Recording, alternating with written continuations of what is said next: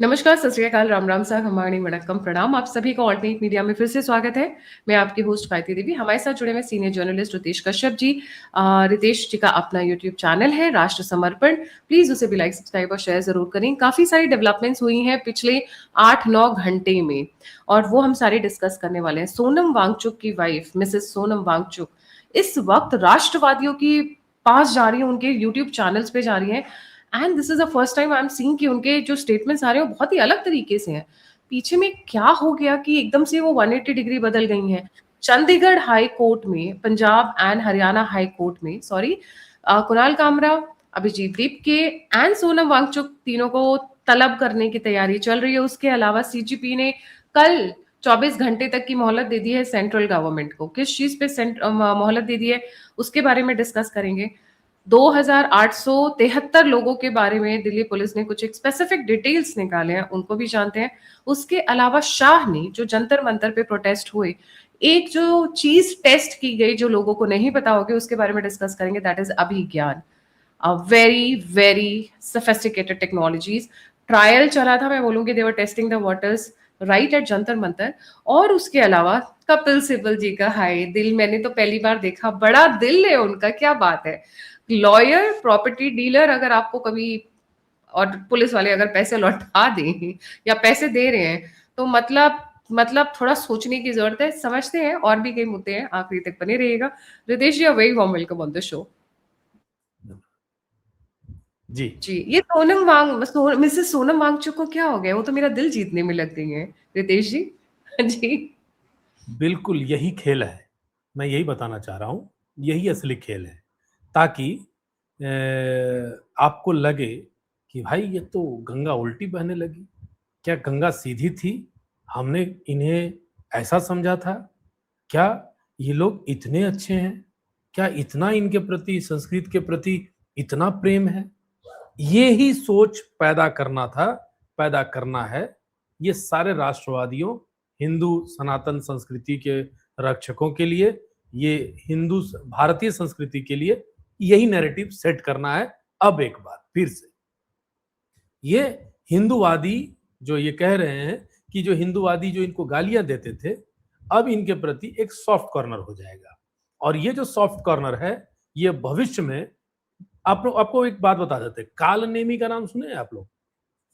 कालनेमी हमारी भारतीय संस्कृति में, भारतीय वेद पुराण में एक जगह नाम आता है। वो, उसकी विशेषता क्या थी, उसकी खासियत थी कि वो मायावी रूप धारण करता था, ठीक है, और छल कपट में बहुत निपुण था। उसके बाद जो उसके अंदर ना तंत्र मंत्र का बहुत बेहद मतलब ज्ञाता था, बेहद रणनीतिक सोच थी, और अंत उसका हुआ पराजय होने के बाद। तो आप अभी जो वर्तमान में जितने काल नेमी हैं, इनको पहचानना बहुत जरूरी है। आज संस्कृत के प्रति उनका जो भाव देखने को मिल रहा है, हालांकि हम्म। संस्कृत के प्रति होना भी चाहिए, और ये गलत सोच नहीं कह रही है, और यही हम्म। गलत सोच नहीं कहने के विचारों को वो फ्लोट कराना चाहती है, ताकि आपको लगे कि वो गलत नहीं है, वो कि तो वो गलत संस्कृत को नहीं है, बढ़ावा। हाँ। दिल एग्जैक्टली जीतने में यही लगी है है। नैरेटिव। एग्जैक्टली यही नैरेटिव को वो पुश कर हम्म। रही है। अगर हम्म। इतना ही अचानक से भारतीय सभी। संस्कृति, इतना ही प्रेम था भारतीय संस्कृति पर या भारतीय संस्कृति से, तो उनको ये काम पहले भी सोचना चाहिए था। संस्कृत के प्रति प्रेम आज तो वो पैदा ली नहीं ना, पुरानी है। कल हम्म। परसों में, या फिर ऐसा तो नहीं है कि आज छठी मनाने बना करके आज जुबान बाहर में आया, कल तक में जुबान नहीं था, आज ही जुबान आया। कल तक हम्म। में भारत में भाषा जो है दूसरी भाषा चल रही थी, तब तक में कोई दिक्कत नहीं था। हमें बाहर हम्म। से पैसे चाहिए थी, कोई दिक्कत नहीं थी। चीन से हमें हम्म। मदद चाहिए थी, कोई दिक्कत नहीं थी। अचानक से संस्कृत के प्रति प्रेम हो गया, ताकि ये लोगों हम्म। को लगे कि भैया ये तो बहुत अच्छे हैं, अच्छे हमें लोग। इनको गलत समझ रहे थे। गलत मतलब जी, कंफ्यूज करके रखना, आप ना, एग्जैक्टली कंफ्यूज करके रखना। ये अब आ ये जाता है। वामपंथी नैरेटिव होता है, इसी को कहते हैं वामपंथी सोच। मार्क्सिज्म हम्म। थ्योरी है ये। जी। जी, सो अब धमकी आ गई है दोबारा से इनके, रानके एंड अभिषेक एंड दीप के, बाकी सब पूरी टीम की तरफ से, कि अगर कल तक सारी की सारी एफआईआर्स गवर्नमेंट ने विड्रॉ नहीं कर ली, तो दोबारा से प्रोटेस्ट शुरू हो जाएंगे with in couple of hours. ये धमकी आई है इनकी, और रिकॉर्ड। जी।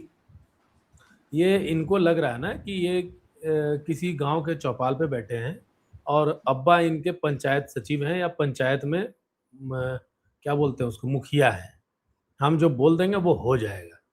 भाई कहीं एक तो सबसे पहला चीज है कि कोई एक सिस्टमेटिक वे में चलता है।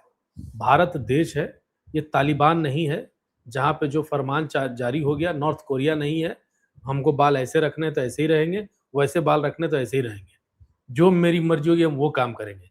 तो भाई ये न तो नॉर्थ कोरिया है, न तो ये तालिबान है। यहाँ जो भी काम होगा सिस्टम से होगा।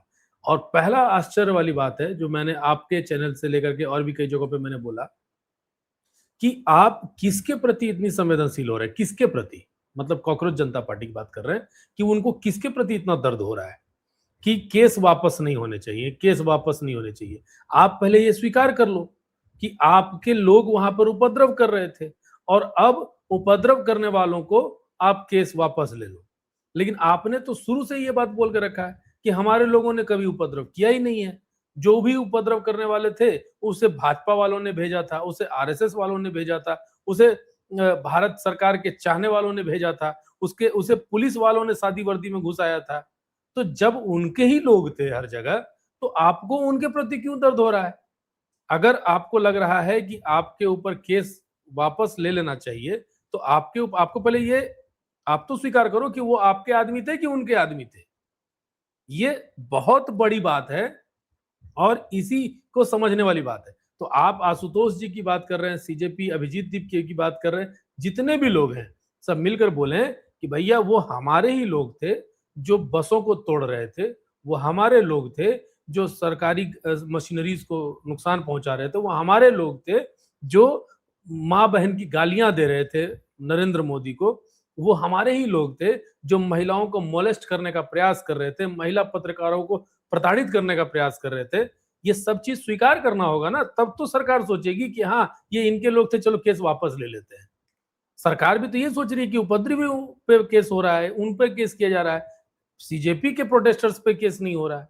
तो भाई क्यों आपको इतना पेन हो रहा है या दर्द हो रहा है? ये बड़ा सवाल है। अगर गलती से भी कोई सीजेपी वाले के साथ हमारा ये बात अगर शेयर कर सकते हैं, तो ये बात उनसे पूछना चाहिए कि आखिर उन्हें केस वापस लेने की इतनी हड़बड़ी क्यों है? वो क्यों चाहते हैं कि वो केस वापस हो जाए?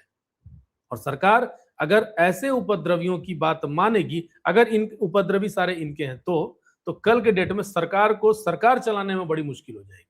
कोई लाठी लेकर के सरकार नहीं चलवा सकता है। सरकार की अपनी प्रक्रिया है।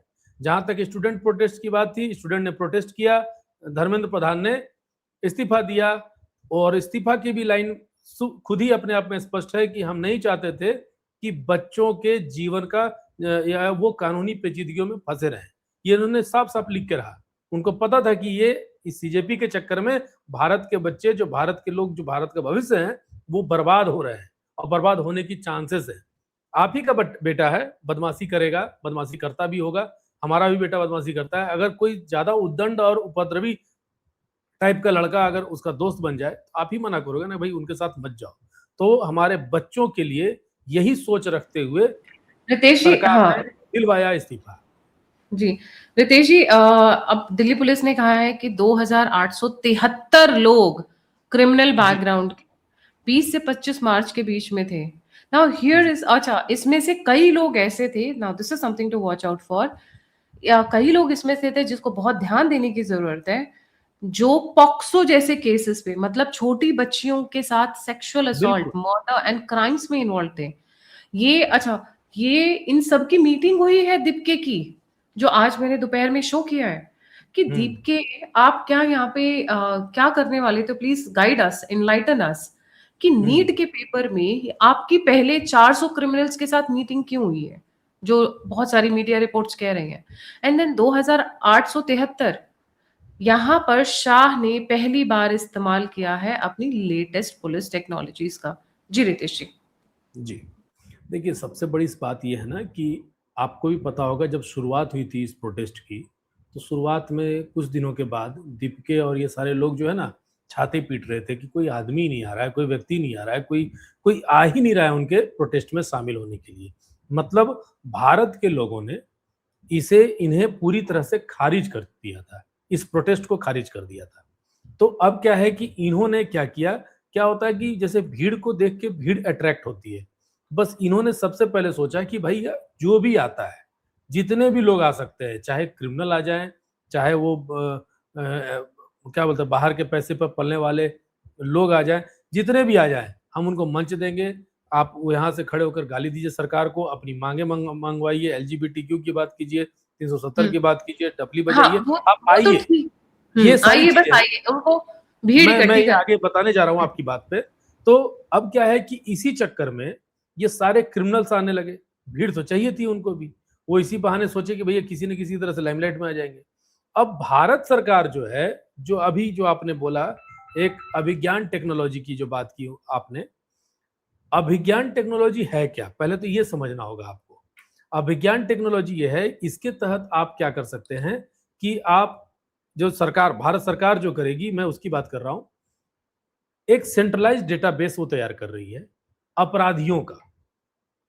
उसमें क्या होगा कि जैसे मान के चलिए कि कोई आदमी केरल में अपराध करता है और वो दिल्ली पहुंच जाता है, तो क्या अक्सर ऐसे ही होता है, एक स्टेट में अपराध करो, दूसरे स्टेट को छोड़ के चले जाओ, उस स्टेट हाँ। में चले जाओ, यही सारी हुँ, चीजें होती थी और हुँ। अपराधियों को ढूंढना बड़ा मुश्किल हो जाता था। और हर लेकिन हर law and order is a state subject, तो उसमें भी स्टेट डेटा चेंज नहीं होता था, डेटा एक्सचेंज नहीं चेंज नहीं होता। होता था। आखिर अगर एक मर्डरर है, एक बलात्कारी है, एक पॉक्सो एक्ट वाला है, चाहे जो भी है, अगर मान लीजिए उसने अपराध किया है, तो कानून तो चाहे केरल का हो, चाहे दिल्ली का हो, चाहे कश्मीर का हो, चाहे लद्दाख का हो, चाहे बंगाल का हो, कानून तो सब जगह सेम है।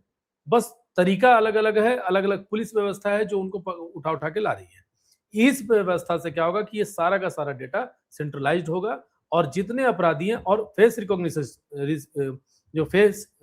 सिस्टम जो है, जो यूज कर रही थी, ये सारी की सारी चीजें अभिज्ञान के तहत हो रहा है और पहली टेस्टिंग जो हुई है वो इसी आंदोलन के तहत हुई है।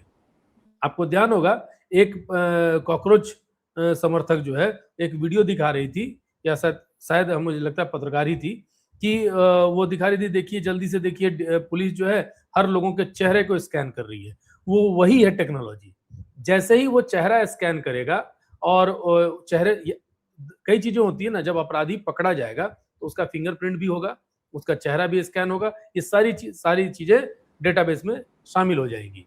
हुँ। इसमें ऑटोमेटिकली चेहरे से उसका पूरा विवरण निकल जाएगा, ये कौन है, कहाँ का है, किस तरह के चेहरा लोग न कहाँ पर सिर्फ चेहरा खड़े ही हैं। नहीं, क्योंकि हमारे यहाँ टेंट वालियाँ भी तो बहुत है रितेश जी। तो बिल्कुल। आइरिस, आपके प्यूपिल्स, आँखों से, हम्म। वहाँ से भी सारा निकल जाएगा, क्योंकि वो तो हम तैयार वही बात बोले मतलब कि ये सारी चीजों को ट्रैक करने के लिए, अब उनके हुँ, अब एक बार आइरिश का निकल गया या आंख का या चेहरा का निकल गया, तो आप उनके हुँ। घर तक पहुंच जाओगे ना, क्योंकि आधार कार्ड का भी तो डेटाबेस उनके पास है, हर व्यक्ति का। एग्ज़ैक्टली। हुँ, पैन कार्ड का भी तो डेटाबेस है। एक आधार कार्ड और हुँ, पैन कार्ड से उनका बैंक खाते तक पहुंच जाएगा, पूरा का पूरा हुँ। सिस्टम। तो और आप समझिए, फिंगरप्रिंट आपके हर जगह है ही। फिंगरप्रिंट तो है ही। अगर आपका हुँ, फिंगरप्रिंट नहीं भी मिलता, तो आंख और चेहरा तो कहीं से भी आप कलेक्ट कर सकते हैं। तो ये हुँ। अपने आप में चेहरा को रिकॉग्नाइज करके, आंखों को रिकॉग्नाइज करके सरकार बहुत जबरदस्त दावा डालने वाली है, बोलने वाली है, और यही समस्या है। इसीलिए तो सबके घर पहुँच रहे हैं। अरे हाँ, कहाँ पहुँचे हुए थे? नेहरू विहार या पता नहीं कहाँ बच्चे कुछ पहुँचे हुए थे, जो अभी सोशल हाँ। मीडिया में आया। पता चला पुलिस उनके घर 2-3 दिन बाद जा रही है। मतलब ये जब जिस दिन कॉल ऑफ सैटरडे को कॉल ऑफ किया था, आज मंडे है। आज शायद हम्म। आफ्टरनून या मॉर्निंग में कुछ इस तरीके की न्यूज़ आई कि नेहरू विहार पहुँचे हुए, नेहरू कॉलोनी या कुछ ऐसा एरिया है दिल्ली में। जी। वहाँ पहुँचे हुए हैं। कैसे? क्योंकि उनकी पिक्चर्स, उनके फोटोग्राफ्स उनको मिल गई थी और उनका पूरा का पूरा डेटाबेस निकल कर आ गया। आपको नहीं, आपके उनकी चेहरे हरकतें से भी रिकॉर्ड हुई हैं। मेन देखिए, हरकतें सिर्फ रिकॉर्ड हुई। पिक्चर से नहीं हो जाएगा ना कोई भी आदमी। हाँ, जैसे मतलब उनका आप, क्रिमिनल एक्टिविटी रिकॉर्ड हुआ है, जो वो जैसे एक्टिविटी कई रिकॉर्ड लोग हुआ है, उसके आधार पे जा रहे एक्टिविटी हैं। पत्थर फेंकते हुए, गाली-गलौज करते हुए, कैमरा उखाड़ते हुए जी। वहाँ पे जो भी उनकी एक्टिविटीज़ रिकॉर्ड हुई हैं, तो ये जो शाह ने इस बार टेस्टिंग की है इस चीज़ की। And remember, this is not going to be state wise by the way. ये अक्रॉस द कंट्री ये डेटाबेस तैयार किया जा रहा है। जी। अगर आप यूपी में अगर आप क्राइम करके आप सोचो कि तमिलनाडु भाग के छुप जाओगे, तो अब वो सिस्टम अब चेंज होने संभव जा नहीं है। रहा है। राइट? अब वो सिस्टम चेंज नहीं होगा। जी। So DNA matching and Aadhaar card से, पैन कार्ड से आपके सारे, आपके घर नाम पे कितनी प्रॉपर्टीज़ हैं, आपके नाम पे कौन-सा व्हीकल है, सारा डेटाबेस रहेगा। तो do not mess around. Specially कई बच्चों ने अपनी ज़िंदगी बर्बाद कर ली है इस वाले केस में। मैं इन बच्चों पे दोबारा आती हूँ, क्योंकि इन बच्चों में से कइयों की बड़ी मज़ेदार वीडियोज़ आई हैं। आते हैं कपिल सिब्बल से। हाय! कहाँ से इतना बड़ा दिल हो गया, मुझे तो हँसी आ रही है। रितेश जी, प्रॉपर्टी डीलर, लॉयर और पुलिस वाले पैसा देंगे, ये थोड़ा मतलब प्लीज़ आप थोड़ा एनलाइटन करें हमें। असल में क्या है ना कि रिटर्न गिफ्ट जो है ना, वो जब आपको एहसास हो जाए कि बहुत मोटा होने वाला है, तो छोटा-मोटा गिफ्ट देने में दिक्कत क्या है? बस यही है। जो कपिल सिब्बल ने जो कहा है कि हम 1 करोड़ रुपए लीगल एड देंगे, हम उन कॉकरोचों की सपोर्ट में खड़े होंगे और पूरी लॉयर्स की पूरी टीम खड़ा करेंगे। ये कहीं न कहीं उसी रिटर्न गिफ्ट का इंतज़ार है, जिस रिटर्न गिफ्ट पर भारत सरकार ताला मारने वाली है, अटैक करने वाली है। क्योंकि हर साल 24,000 करोड़ से ज़्यादा रिटर्न गिफ्ट आता है भारत को गाली देने वालों को, भारत के हुँ, खिलाफ काम करने वालों को। और हुँ, वो रिटर्न गिफ्ट आता कहाँ से है? एफसीआरए के माध्यम से। तो कहीं न कहीं कपिल सिब्बल जी बहुत बड़े और बहुत पुराने धुरंधर हैं। इनको पता है कि क्या करना चाहिए और कब करना चाहिए। दूसरी बात, उम्र भी हो गई है, राजनीति का राजनीति के अंतिम पड़ाव पर हैं, तो इन्हें लग रहा है कि कुछ इस तरह की नौटंकी करके शायद उनका भी लाइमलाइट वो भी थोड़ा ऊपर हो जाए। और ये तो जग ज़ाहिर है कि जितने भी विपक्ष के लोग हैं, वो आइदर इनकी इनके पार्टी के लोग हों, कांग्रेस में तो कई वर्षों तक रहे, अब तो शायद समाजवादी पार्टी की तरफ से राज्यसभा में चले गए हैं। तो अब ऐसे लोगों को तो अपनी राजनीति भी बचानी है, पैसे तो भई कमा ही ले रहे हैं, सारे एंटी नेशनल्स का केस कर के या केस लड़ के। तो हुँ। इनका तो वही काम है। अब ये इनको पता है कि 1 करोड़ यहाँ देंगे, तो जितने भी बाकी लोग हैं, वो लोग हमको 10 करोड़ रुपए दे देंगे, क्योंकि अच्छा, हम ही तो हैं। इनका ट्रैक रिकॉर्ड बहुत बढ़िया है। मैं एक इनके ट्रैक रिकॉर्ड पे एक स्लाइड दिखाती हूँ। देखिए, इन्होंने बाबरी मस्जिद हारे हैं, ट्रिपल तलाक हारे हैं, लालू यादव हारे हैं, हिजाब पे हारे हैं, मुख्तार अंसारी पे हारे हैं, शरद यादव केस हारे हैं, संजय दत्त केस हारे हैं, सोनिया गांधी हेराल्ड केस आज तक ना जीते हैं ना हारे हैं, बीच में वो लटका हुआ है। कपिल मिश्रा वर्सेस हर्ष मंदर केस, केस विड्रॉ कर लिया, इन्होंने खुद ही पहले ही घुटने टेक दिए। सुब्रत रॉय सहारा could not save him from jail. Tarun Tejpal could not save him from jail. Azam Khan could not save him from jail. Ram Mandir lost. Umar Khalid could not save him from jail. Crapping SIR in West Bengal lost.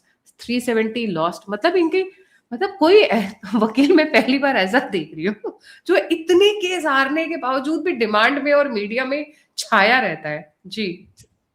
अब देखिए, असली चीज़ जो आपने दिखाया कि वो हार है।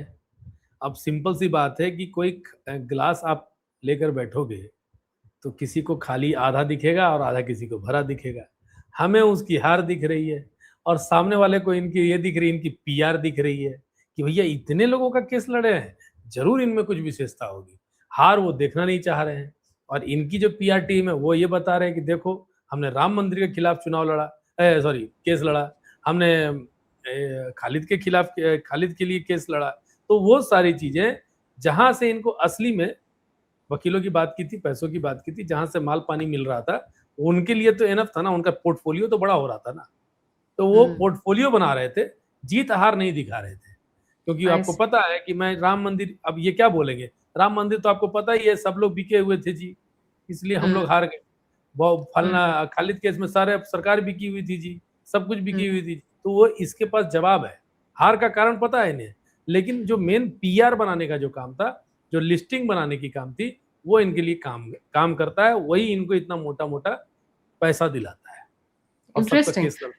जी, देखने वाली बात ये है कि सीजेपी बोल रहे हैं कि हम 24 घंटे बाद दोबारा उतर आएँगे प्रोटेस्ट पे।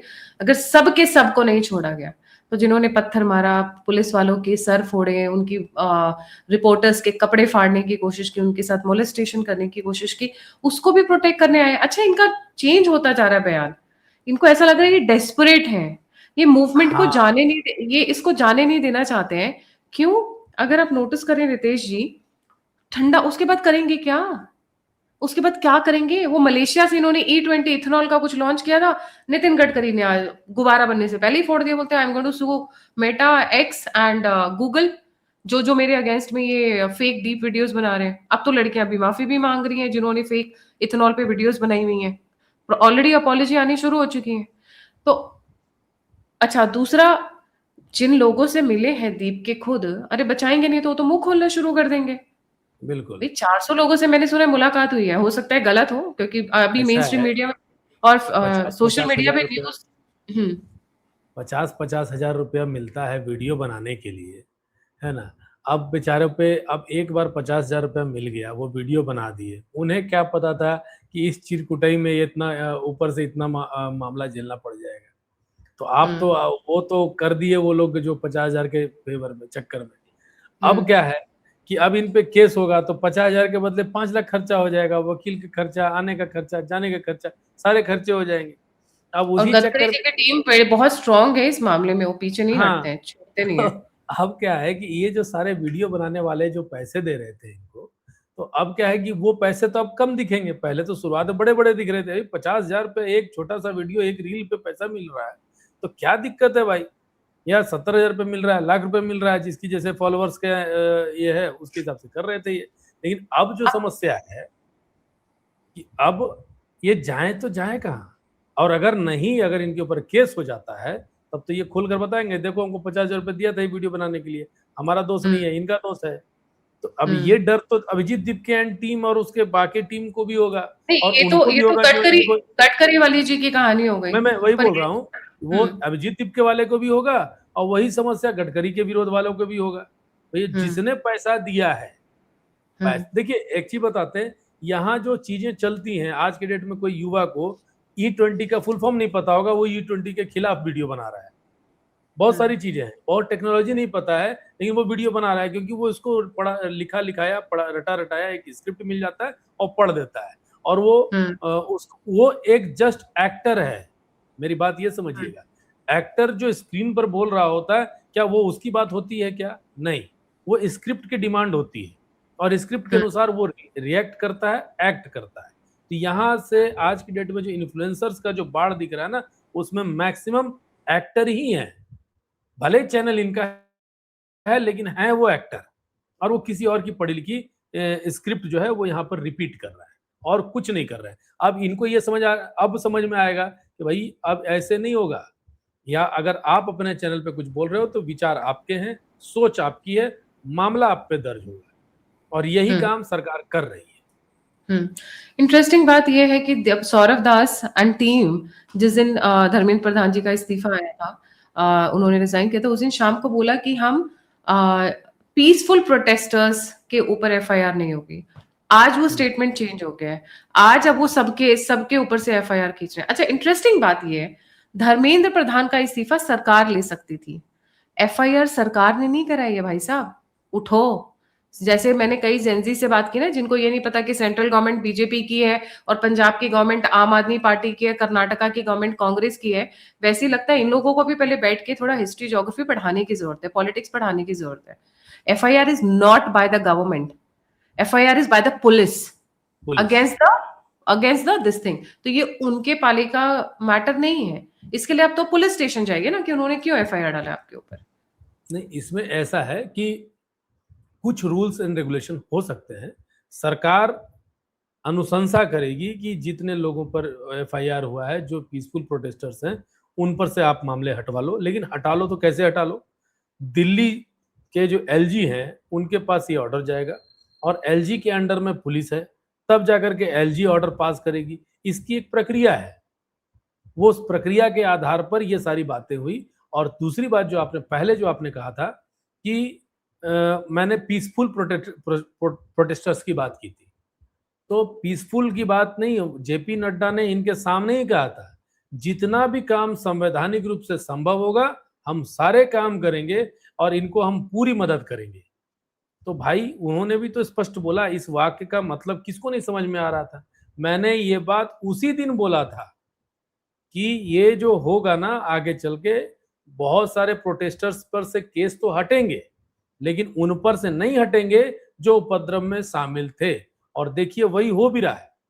हालांकि इसमें कोई डाउट नहीं है कि आगे आने वाले दिनों में, अभी के आने वाले दिनों में, जो जिन मजबूरियों की वजह से सरकार को झुकना पड़ा है, वो हम्म। शायद आगे चल के अगर कुछ ऐसा बदलाव आता है और सरकार वापस ले भी लेती है, तो मुझे लगता है कि वो वर्तमान के परिप्रेक्ष्य में सही ही होगा, अगर ऐसा करती है सरकार तो। नहीं, लेकिन बहुत ही गलत प्रेसिडेंट सेट हो जाएंगे रितेश जी, नहीं सॉरी आई नहीं नहीं, डोंट मैं एग्री। मैं वही बताना चाह रहा हूं, लेकिन ऐसा करने से जो उसका निगेटिव इम्पैक्ट होगा, जो समाज में जाएगा, वो बहुत गलत हो जाएगा। आंदोलनकारियों में जाएगा कि भाई अब हम सरकार पर इस दबाव बना सकते हैं, सरकार को हर आप मुद्दे पर गिरा सकते हैं, झुका सकते हैं, तो वो कल के डेट में भविष्य के लिए ये अच्छा नहीं होगा अगर ऐसा करती है सरकार तो। पीसफुल प्रोटेस्टर से आप सच में केस आपको वापस लेना चाहिए, आज तो मैं भी बोल सुप्रीम रहा हूं, कोर्ट ने भी कहा लेकिन ना, उपद्रवियों आपके पर आप कठोर कार्रवाई होनी ही चाहिए। आज सुप्रीम कोर्ट ने भी कहा ना कि आप पुलिस के ऊपर हाथ नहीं उठा सकते हैं। एंड सुप्रीम कोर्ट जो बिल्कुल। अब जो जिस दिशा में ये जा रही है, जो ये सुनवाई हो रही है, क्योंकि 2 पिटिशंस गई हैं अगेंस्ट ये जो एफआईआर हो रखी है, I am sure Kapil Sibal is one of them. उसमें मुझे ऐसा लगता है Supreme Court will ask the central government to set standard guidelines for a protest, peaceful protest. इसका मतलब ये नहीं कि आप अपने जो डंडे ला रहे हो उसके अंदर आप कीले लगा के और चिपका के ले आए कि आप जिसको मारे उसके खून खच्चड़ हो जाए, वो उस तरीके का नहीं होगा। तो आज सुप्रीम कोर्ट नहीं में भी इस बिल्कुल, चीज देखिए ना, को अभी एनआईए का जो रिपोर्ट है 2873 वालों का, क्रिमिनल्स का, तो ऐसे ही थोड़ी ना वो एनआईए रिपोर्ट बना के दे रही है। वो वहां दिल्ली पर पुलिस का, सॉरी। सॉरी, हाँ, तो वो कहाँ से उनके पास रिपोर्ट आया है? 3,000 पौने 3,000 जो लोग हैं, क्रिमिनल्स हैं, वो क्रिमिनल वहां क्यों क्या कर रहे थे? और अगर उन पर कार्रवाई नहीं होगी तो क्या उनकी आरती होनी चाहिए? जो ऑलरेडी एक आदतन अपराधी है, वो अपराध ही करेगा ना। वो इस सही मौके बात। पे भी तो, वो तो बदला ले रहा था ना दिल्ली पुलिस से। तो ऐसे लोगों पर तो कठोर कार्रवाई होनी चाहिए। आंदोलन करना बिल्कुल। आपका अधिकार है, क्या पुलिस को मारना भी अधिकार है? क्या बस तोड़ना भी अधिकार है? क्या देश में आग लगा देना अधिकार है? ये अधिकार नहीं है ना। आप आंदोलन हम्म करिए ना, जितना आपको आंदोलन करना है। आपके पास हम्म पुलिस का काम है आंदोलन को रोकना। ये तो हर कोई जानता है, ये नहीं पहली बार तो आंदोलन नहीं हो रहा है ये। ये भी तो जी जेपी आंदोलन भी तो हुआ था ना 1975 में, इससे बड़ा जी आंदोलन था ना, राष्ट्रीय स्तर का था। क्या उसमें भी जी यही हुआ था क्या? भाई जी। लोगों की हुजूम लाई जाती थी, उनको मोटिवेट किया जाता था। हम्म। ऐसा थोड़ी तो ना देश में आग लगा देंगे। अब कल क्योंकि आज फिर से वॉकआउट किया राहुल गांधी ने सदन में, जो हमने दोपहर में भी कवर किया था। एंटी लीक पेपर बिल आया है जिसके अंदर 10 करोड़ और 10 साल, आई एम वेरी हैप्पी, बहुत ही स्ट्रिक्ट बनाया गया है फॉर एनीबडी बिल्कुल। हु इज एसोसिएटेड, ऑल्सो उनके लिए भी है। तो काफी सारी बातचीत हो रही थी, इनको भाई बोला गया कि भाई डिस्कशन हो जानी चाहिए एंड ऑल दैट स्टफ। ये लोग माने नहीं डिस्कशन के लिए। तो फाइनली किरण रिजिजू ने कह दिया है कि कल ये डिस्कशन पे हम एक मौका देंगे, otherwise will pass the bill.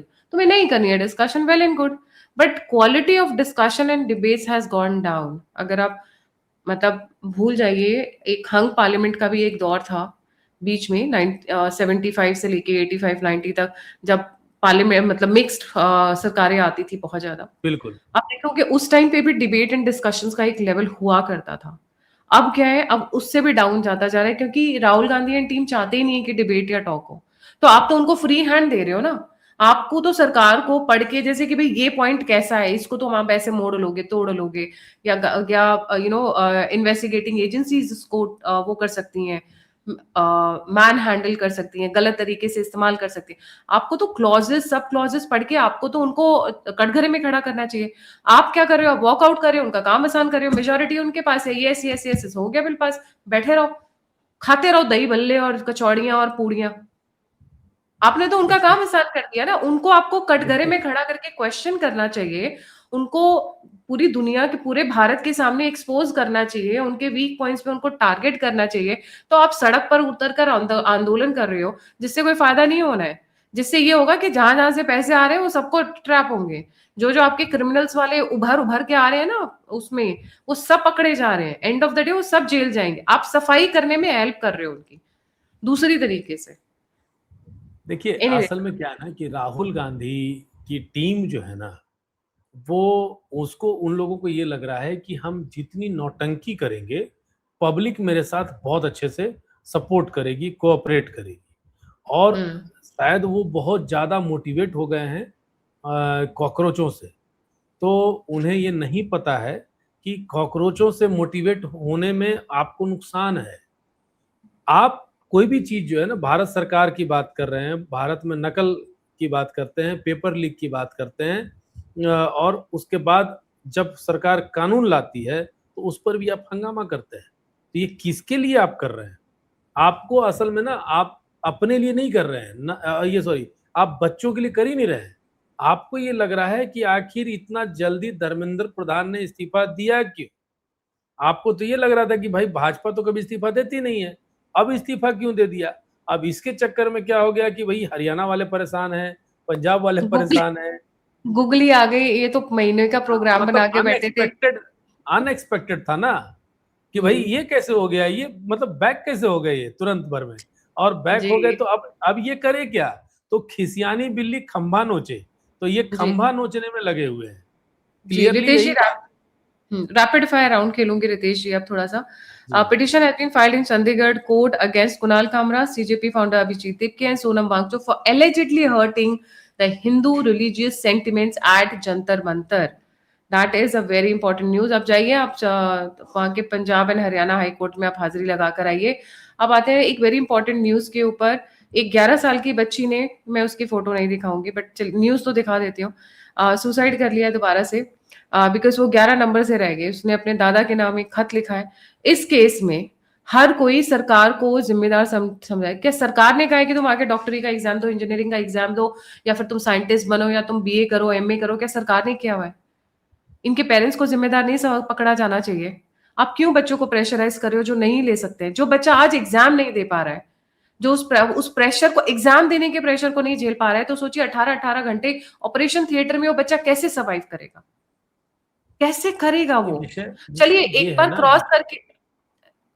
Ji Siddhesh ji, please continue. देखिए विषय ये है ना कि 11 साल 11 नंबर के लिए एक बच्चा फेल हो जा रहा है।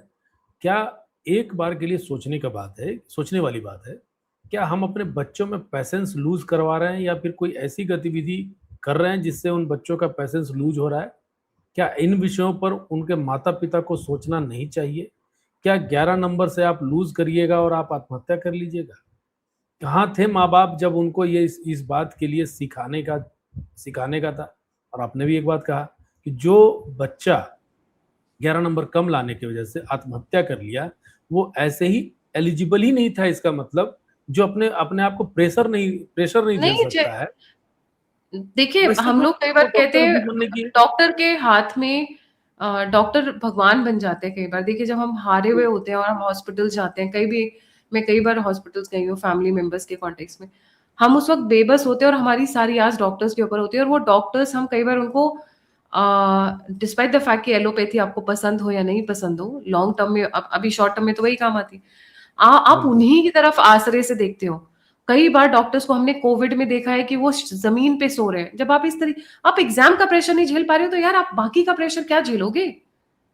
तो क्यों क्योंकि उन नीट बच्चों का को एग्जाम आपने पास नहीं किया तो आप अन्य एग्जाम की ट्राई भी कर सकते थे, आज नहीं किया, अगले साल कर लेते। अगले साल अरे कर भाई लेते? नहीं करते, अगर डॉक्टर आप नहीं बनते तो कौन सा आपकी जिंदगी मतलब खत्म ही हो जाने वाली थी, खत्म हो आप कुछ जानी भी थी, कर सकते थे। एग्जैक्टली, कुछ भी कर बहुत सारे सकते थे। डॉक्टर है, नीट का एग्जाम निकालते हैं, डॉक्टर निकालते हैं, बाद में डॉक्टर न करके वो यूपीएससी निकाल करके आईएएस बन जाते हैं। बहुत सारे बहुत सारे लोग हैं। इंजीनियर हैं जो इंजीनियरिंग आईआईटी से करते हैं, उसके बाद जाके यूपीएससी का तैयारी करते हैं, आईपीएस बन जाते हैं। कई सारे आईपीएस मेरे मित्र भी हैं, वो लोग जी हमने देखा है। तो क्या वो जी। डॉक्टरी तो नहीं किए, डॉक्टर तो नहीं है, किसी का इलाज तो नहीं कर रहे हैं, तो इसका भाई मतलब इनके ये नहीं है कि इनके भाई इवन पेरेंट्स आपका को कहीं नहीं कर जिम्मेदार सकता है। इनके पेरेंट्स जिम्मेदार हैं। अब कंपनसेशन मांगने प्योर, सरकार के पास मत आ जाना, बिल्कुल इतनी बेशर्मी मत करिएगा। सरकार ने बिल्कुल। नहीं कहा था कि आप अपने बच्चे को इतना प्रेशराइज करो कि वो बच्चा ही टूट जाए पूरी तरीके से। क्रैकडाउन शुरू हो चुका है। मैं 3-4 छोटे छोटे क्लिप्सेस दिखाना चाहूंगी। ये मैडम बहुत नारे लगा रही थी, अब रोती हुई फिर रही है। पैलेस्टीन का भी मुद्दा लेकर आई हुई थी बाय द वे। उसके अलावा पूरा, पहले इन्होंने मोदी जी को गाली गलौज की, भारत तेरे टुकड़े टुकड़े होंगे, इस तरीके की बातें की। अब देखिए ये लोग अब ढूंढ ढूंढ के ना, हमारे हिंदूवादी भाई लोग भी अब ढूंढ ढूंढ के सबको पकड़ रहे हैं। तू सरकार को गाली दे, तू दुनिया भर को गाली दे, पर अगर तूने इस देश के देश को नेपाल बना देंगे, तेरी गांड में हम डंडा दे देंगे, समझ गए? सॉरी बट वो क्योंकि वो बच्चा काफी वायरल हुआ था, तो अब उसको ढूंढ के पहुंच गए ये बाकी के बच्चे। और ये कनॉट प्लेस में ही, जो कि सीपी के जंतर मंतर के पास है, वहां पर ये बंदा वहां घूमते हुआ पाया गया था। अब ये मोहतरमा है, अब इनका रोना धोना चालू है। हेलो गाइस,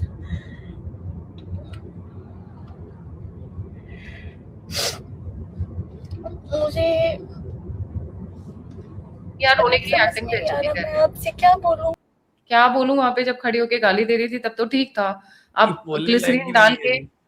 बोलने लायक ही नहीं है, अब आंख में ग्लिसरीन डाल के मैडम नौटंकी कर रही है। This is another one. सबसे पहले ये वीडियो देख लो। कि हमें 2-3 कॉकरोचों को खुलेआम लटका देना चाहिए ताकि इस कॉकरोच जनता पार्टी को असलियत का अंदाजा हो जाए। पीयूष जी मंत्री हैं, आपको इतनी समझ तो है कि आप क्या बयान दे रहे हैं और क्या बयान नहीं दे रहे हैं। मतलब आपका कहना है कि ये जो आंदोलन को आपने एक अलग ही दिशा दे दी है, उसमें आप ये कह रहे हैं कि 4-5 लोगों को खुलेआम लट। सभी को पता है कि सभी के मन में क्या चल रहा था उस दौरान, पहले जब प्रोटेस्ट चल रहा था उस दौरान आप सभी को पता है कि सभी के मन में क्या प्रतिक्रियाएं चल रही थी। हमारी फीड पे जो जो चीजें आ रहे थे हम सब उनको कुछ हर हद तक सच मान रहे थे, कुछ हद। इसमें उन्होंने गलत नहीं कहा, ये आगे चल के माफी मांग रही हैं, हाथ जोड़ रही हैं, इस तरीके की इनकी वीडियो आई है। पर एक और मोहतरमा, अब मैं क्या ही कहूँ इनके बारे में, तो चलिए थोड़ा इनका भी रोना देख लेते हैं।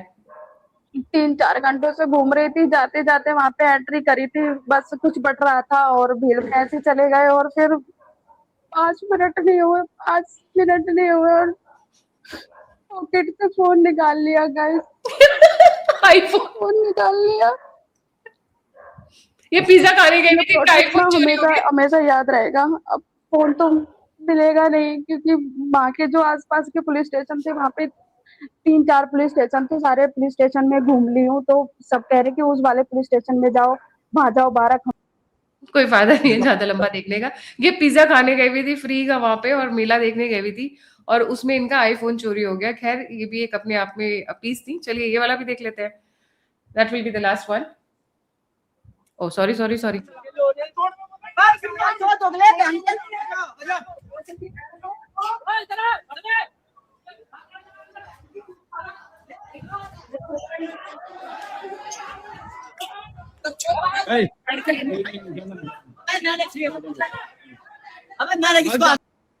ये वो था जिसने मोदी जी को काफी गंदी गंदी गालियां दी थी। ये सारे के सारे कॉकरोचेस, ये सबके सब वही सीलमपुर यमुना पार एरियाज के, दे आर ऑल नियर, ये दे hang around the Connaught place area. Half of the crowd, the rowdy crowd, actually ये यमुना पार से आते हैं, सीलमपुर से आते हैं, गाजियाबाद से आते हैं, यहाँ पे मस्ती करते हैं, लड़कियां छेड़ते हैं, लड़कियों को फंसाने की कोशिश करते हैं। लव जिहाद वाला एंगल तो आपको पता ही है। बट इस वक्त लगता है इनके ऊपर क्रैकडाउन काफी अच्छा हो रहा है, तो सबके सब इस वक्त भागे भागे फिर रहे हैं।